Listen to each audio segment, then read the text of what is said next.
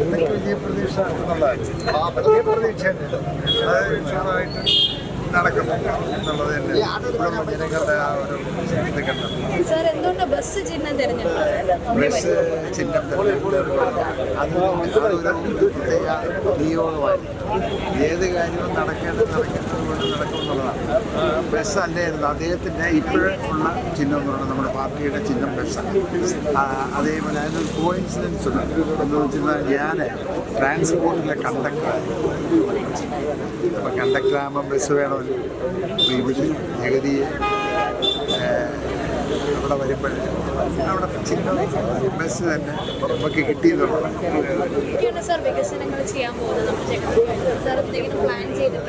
ഒരുപാട് ഇവിടെ ഉള്ള ആളുകളുടെ ആവശ്യമാണ്. അല്ലെങ്കിൽ അവരുടെ പിന്നെ അവർക്ക് ആവശ്യമായ കാര്യങ്ങൾ എന്താണെന്നുള്ളത് അവരുമായിട്ട് ആലോചിച്ച്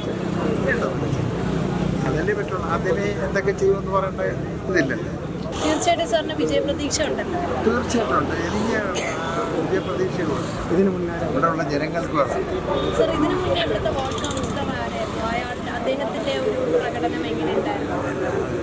എല്ലായിരുന്നല്ല അത് ജനങ്ങൾ ഇപ്പോഴും അതിനൊരു ഇത് തീർപ്പ് കൽപ്പി എന്താണ് അദ്ദേഹത്തിന് നല്ലതാണെങ്കിൽ അദ്ദേഹത്തിന്, മറ്റു കാര്യങ്ങളാണെങ്കിൽ അതേപോലെ ഈ ഇലക്ഷനോട് ആ കാര്യത്തിലൊരു തീരുമാനം.